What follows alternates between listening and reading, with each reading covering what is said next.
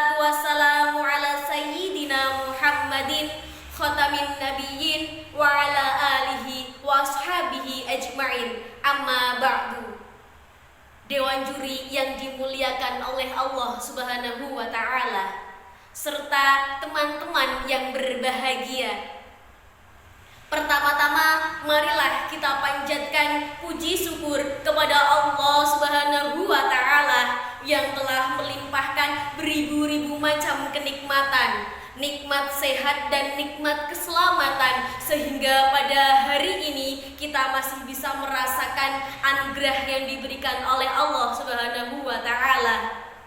Sholawat serta salam marilah kita curahkan ke pangkuan Nabi kita, Nabi Yuna Nabi Agung Muhammad Sallallahu Alaihi Wasallam. Nabi yang telah membawa kita dari zaman onta ke zaman Toyota, dari zaman yang gelap gulita menjadi zaman mobil Innova, dari zaman yang edan menjadi zaman mobil sedan. Nabi yang selalu kita nanti-nantikan syafaatnya di yaumil akhir nanti. Hadirin yang dirahmati oleh Allah, pada kesempatan kali ini izinkanlah saya untuk menyampaikan sedikit tentang akhlakul karimah yang berjudul Akhlak Sehat Pemuda Hebat.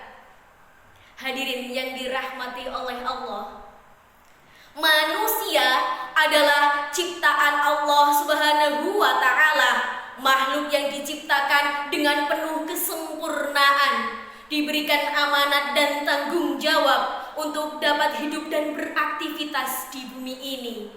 Oleh karena itu, kita sebagai manusia harus bisa menjaga hubungan yang baik antara Allah dan manusia, antara hablum minallah dan hablum minannas. Apa itu hablum minallah? Hablum minallah adalah hubungan yang baik antara manusia dengan Allah Subhanahu wa ta'ala. Dengan cara apa? Dengan cara kita beribadah kepadanya, dengan cara kita bertakwa kepada Allah Subhanahu wa ta'ala. Allah Subhanahu wa ta'ala berfirman di dalam Quran surat Az-Zariyat ayat 56. Bismillahirrahmanirrahim. Wa ma khalaqtul jinna wal insa illa liya'budun. Yang artinya, aku tidak menciptakan jin dan manusia melainkan hanya untuk beribadah kepadaku. Itulah kata Allah Subhanahu wa ta'ala. Hadirin yang dirahmati oleh Allah, dari ayat tersebut dapat kita ambil kesimpulan bahwa Allah Subhanahu wa ta'ala tidak melihat dari gelar, jabatan, pangkat, dan kepandaiannya. Allah juga tidak melihat dari suku, bangsa, bahasa, dan warna kulitnya. Allah juga tidak melihat dari bangsa manakah dia, dari Sabang sampai Merauke, dari timur ke barat, melainkan Allah Subhanahu wa ta'ala melihat dari sisi ketakwaannya kepada Allah Subhanahu wa ta'ala. Hadirin yang dirahmati oleh Allah, ada pepatah mengatakan bahwa pemuda adalah generasi bangsa, pemudi adalah tiang agama. Apakah pepatah itu hanya untuk pemanis di mulut saja? Ataukah pepatah tersebut hanya tertulis di koran dan majalah? Jawabannya ada pada diri kita, ada pada pundak kita, wahai para generasi muda.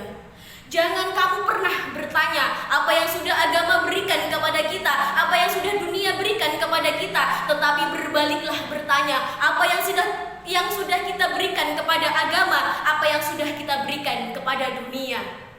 Maka dari itu, akhlak yang mulia harus kita punyai, wahai para generasi muda. Hadirin yang dirahmati oleh Allah, pada era modern ini, pendidikan adalah menjadi kunci utamanya, menjadi pondasi yang paling utama yang harus dimiliki oleh para generasi muda, para pemuda dan pelajar. Kita sebagai pemuda harus siap untuk menerima tongkat estafet dari generasi tua kepada kita, untuk meneruskan perjuangannya di masa yang akan datang.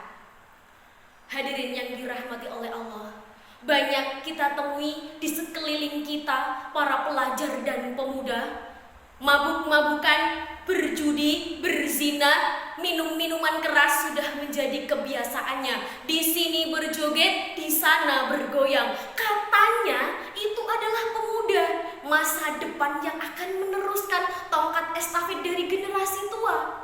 Bagaimana kalau pemudanya dan pelajarnya terus-menerus seperti itu? Apakah bangsa, negara, dan agama akan menjadi baik?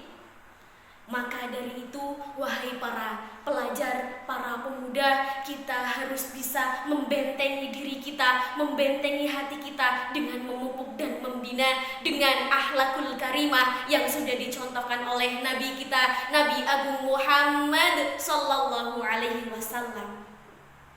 Hadirin yang dirahmati oleh Allah, kita lihat sejarah yang terdahulu. Contohnya kita ambil seorang pemimpin. Jika pemimpinnya memiliki akhlak yang bagus, memiliki akhlak yang mulia, maka masyarakatnya pun akan dibawa menjadi masyarakat yang sejahtera, yang damai dan sentosa. Begitu pula sebaliknya, apabila pemimpin memiliki akhlak yang bobrok, maka masyarakatnya pun akan mengalami keributan dan kegaduhan. Na'udzubillahi min dzalik. Maka dari itu, akhlak mulia adalah kunci kesuksesan, kunci utama untuk menjadikan masyarakat menjadi adil, makmur, damai, tentram, dan sentosa.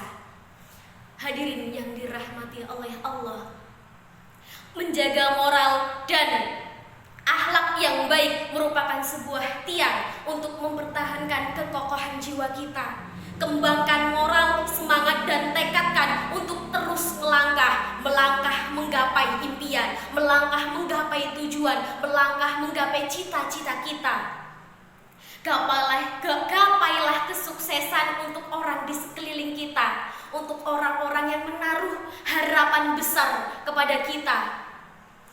Wujudkan segala apa yang kita inginkan, apa yang kita cita-citakan dengan apa yang sudah kita miliki. Contohnya dengan akhlakul mulia, dengan akhlak mulia, akhlakul karimah yang dicontohkan oleh Nabi kita, Nabi Agung Muhammad Sallallahu Alaihi Wasallam. Oleh karena itu, kita para pemuda dan para pelajar harus bisa menjaga amanah yang diberikan oleh generasi tua kepada kita. Semoga kita bisa meneruskan dan mengemban amanah itu untuk menjadikan bangsa kita, negara kita, dan Indonesia khususnya menjadi masyarakat yang sejahtera, adil, dan makmur dengan akhlak yang kita miliki. Mungkin hanya itu yang dapat saya sampaikan, kurang dan lebihnya dan segala khilaf saya mohon maaf yang sebesar-besarnya. Akhir kata, wabillahi taufiq wal hidayah. Wassalamualaikum warahmatullahi wabarakatuh.